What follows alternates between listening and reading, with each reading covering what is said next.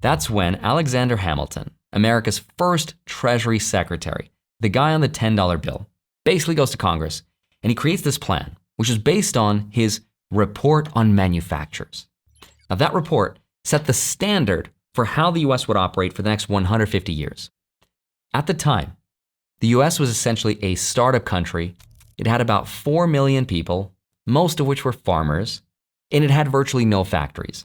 Almost everything that was manufactured, like tools and weapons, that was imported from the British Empire, the same empire that the US just fought a war to get away from.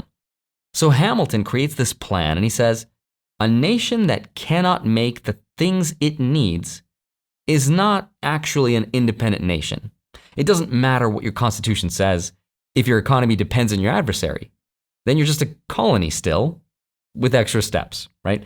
So his solution was a two-part plan. The first part of the plan was tariffs or taxes on foreign goods. The second part were subsidies for American industry. The idea was to protect young American companies, which he called infant industries, until they got big enough and efficient enough to compete with anyone in the world. This became the US operating system for about 150 years.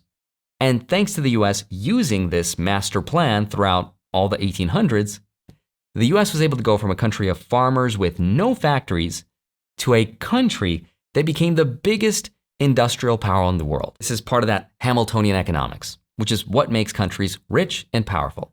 Now, inevitably though, this plan has always led to the destruction of every single empire in history where another country rose up and took power. And here's how this is happening to the United States right now.